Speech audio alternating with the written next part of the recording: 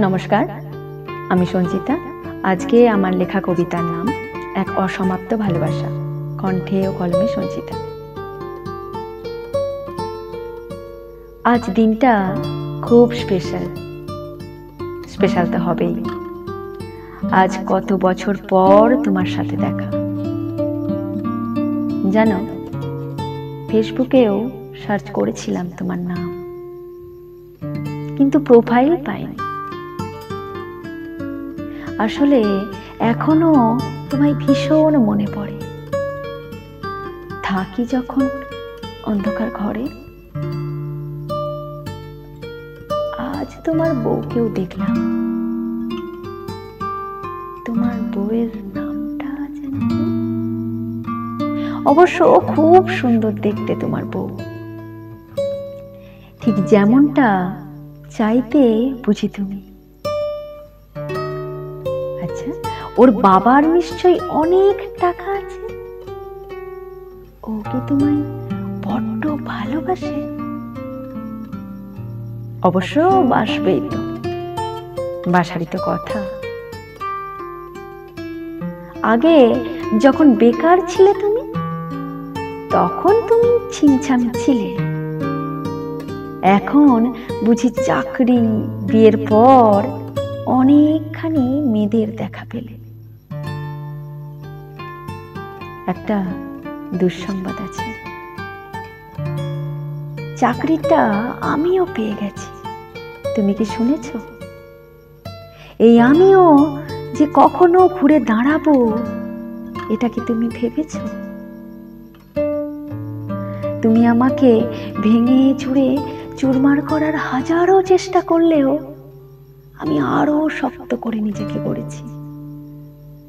হ্যাঁ, আমি পেরেছি। তোমার অপমানের যোগ্য জবাব দিতে আমি পেরেছি। যেদিন তুমি আমাদের 8 বছরের সম্পর্ক ধূলিসাৎ করে বলেছিলে, সরি প্রিয়া, আমার পক্ষে এ বিয়ে সম্ভব নয়। আসলে আমার বাবা মার তোমাকে ঠিক পছন্দ নয়, তাই আমার পক্ষে তোমায় বিয়ে করা সম্ভব নয়। তারপর বন্ধ তোমার মুঠো ফোন। একবারও খবর নিয়েছিলে? ঠিক তখন কতটা ভেঙেছিল আমার প্রাণ, আমার মন।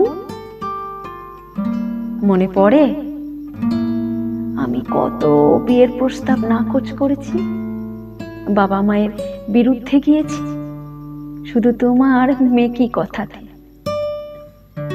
তোমার কথায়, তোমার চাকরি পাওয়ার অপেক্ষাতে।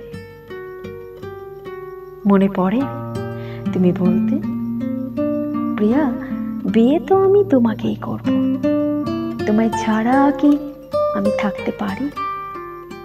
আর আমি বোকার মতো দিন গুনেছি, আর শেষে এক লহমায় আমাদের সম্পর্কটাও তুমি করলে ছাড়াছাড়ি। জানো, বাবা মা ভীষণ রাগারাগি করলেও পরক্ষণেই বলেছিল, আর কাঁদিস না, ওঠ, এবার উঠে দাঁড়া, তুইও দেখিয়ে দে, তাদের দেখিয়ে দে তোকে ভেঙেছে যারা। তারপর কত রাত দিন জেগে পড়া, তার প্রায় 2 বছর পরে আমার চাকরি পাওয়া। কিন্তু দেখো, এত কিছু সত্ত্বেও কি এখনো ভুলতে পেরেছি তোমায়? আজও যখন একাকী থাকি, তোমায় ভীষণ মনে পড়ে। না, ভালোবাসাই নয়, শুধু ঘৃণায়। আমিও বছর 1.5 হলো করেছি বিয়ে, আর আমার স্বামীও খুব সুখী আমায় নিয়ে। থেকে শিখেছি তো, তাই আমার স্টুডেন্টদের একটা কথাই বলি আমি, এই বয়সে তোমাদের জীবনেও প্রেম আসবে, তবু সেটাকে একটু উপেক্ষা করে ভালো করে করো পড়াশোনা। কেননা দিন শেষে প্রতিষ্ঠিত হওয়াটা সবার কাছে খুব দামি।